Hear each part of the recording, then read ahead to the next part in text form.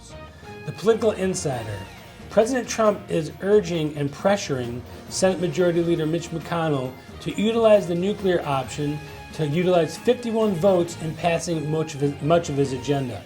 The thing that bothers me here is you set in precedents that now it only takes 51 votes. At some point in the future, you're not going to own the Senate. You're not going to own the House. You may not own both of them together.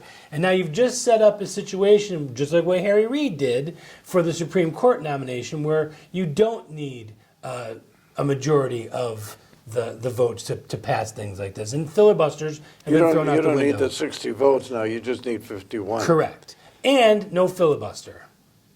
I think Trump did the right thing because he's not worried about the future. He's worried about now.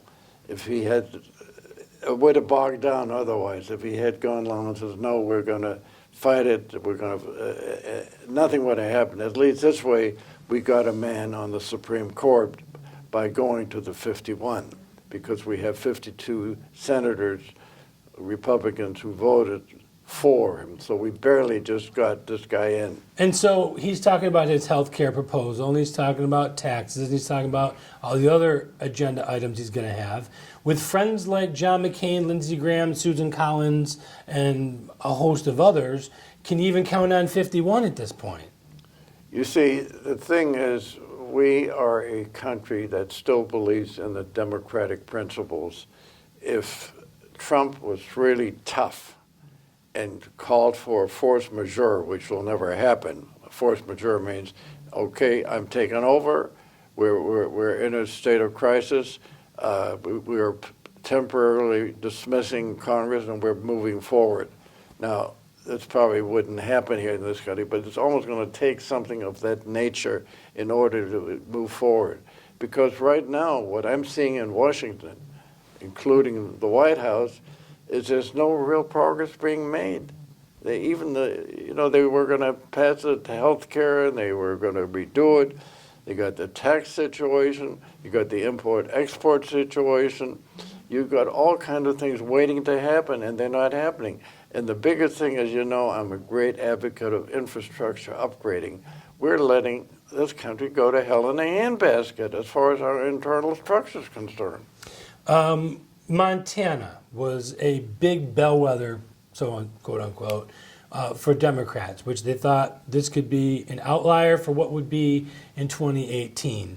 It's a congressional seat because the congressman is now in the Trump administration, and it was a special election. Democrats did not win. Do you put any credence into that election meaning anything towards 2018? And there's another one coming up in Georgia, and the same thing. That's Newt Gingrich's old seat. Both should be Republican strongholds, and if they do keep it, does it mean anything at all? Well, the Democrats are willing to take any crumbs they can get. They win, especially the one in Georgia, where there's been the most outside money ever in that district. They're putting $27 million in there, which is unheard of for this small congressional district. They'll crow about the fact that there's a big change coming. What the Democrats are really afraid of, in 2018, in the midterm elections, most of the senators that are up for grabs are Democrats. So they have to be defensive. They need something. That party's in a state of disarray, fortunately for the Republicans. Because they are too.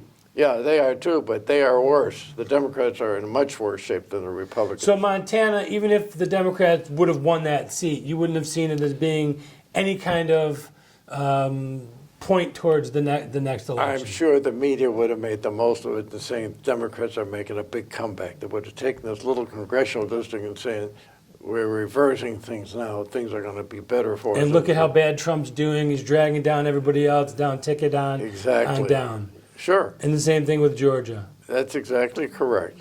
Now, Maxine Waters and a lot of these crazy Democrats, which I can't believe they continue to be reelected at 90% in the districts that they are, even though I know the districts that they come from, are screaming impeachment, impeachment, impeachment. I have this funny feeling that this may turn out to be a backfire and a backlash against these people. Well, What do you think first about of that? all, most people are ignorant when it comes to impeachment. Impeachment is indictment. It doesn't mean a trial. If you want, like And it doesn't even mean that you've done things we don't like. It means you've broken you've committed a crime. well, the last impeachment attempt was against Bill Clinton, and they had a Republican majority that impeached him.